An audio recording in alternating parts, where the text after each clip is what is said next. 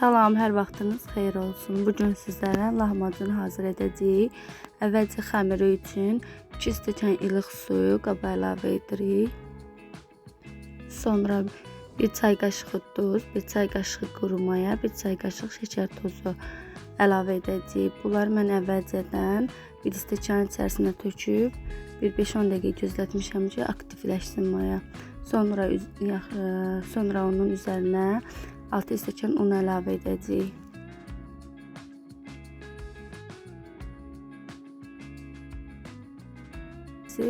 Yoğuracağıq. Yavaş-yavaş töküb qarışdırıb sonra başlayırıq xəmirimizi yoğurmağa.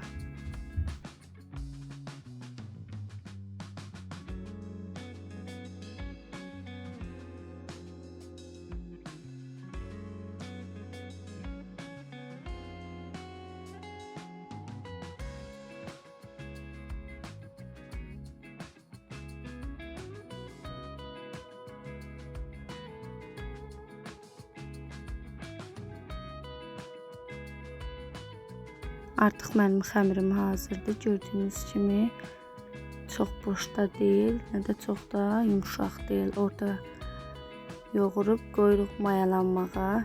Hardasa bir yarım saat mayalanmasını gözləyirik. Sonra keçirik içini hazırlamağa.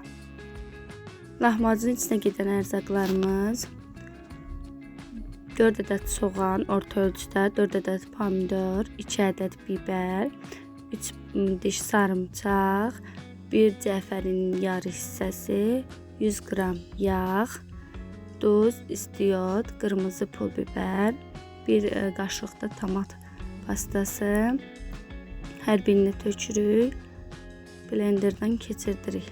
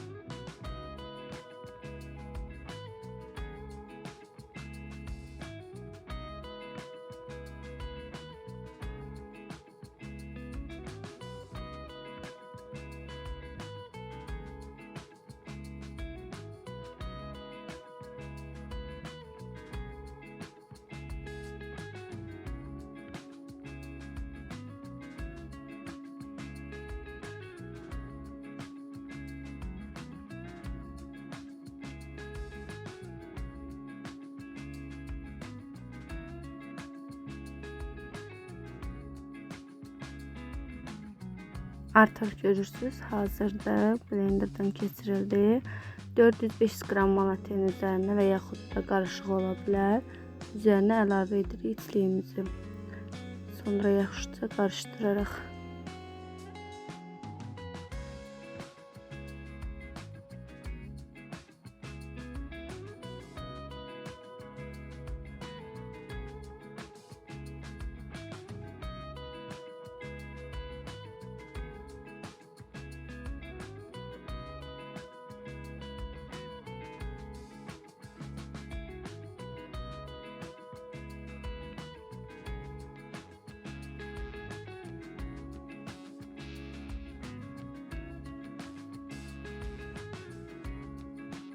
Artıq xəmirimiz gəldi.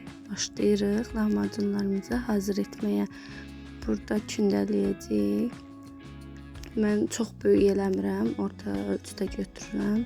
Çünki bizim uşaqlar çox böyük də sevmir. Ona görə də balaca ölçülərdə eləyəcəm.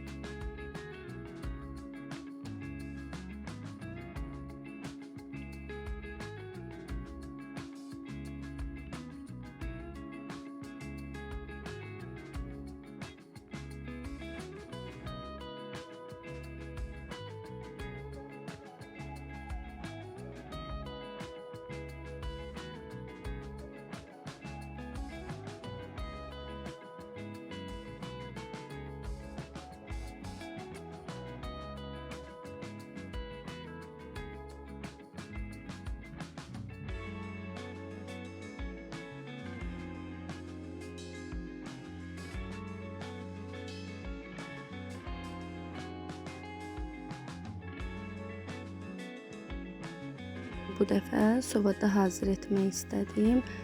Ona görə də əvvəldən sobamızı isitmişdim. Burada gördüyünüz kimi yağlı kağızın üzərinə sərib, üzərini töküb hazır edib sobamıza qoyacağıq. Yarısını da qazın üzərində bişirdim. Kim istəsə xırtıltılı olsun deyənə sobada bişirə bilər. Kim istəsə yumşaq olsun, qazda daha bişirə bilər.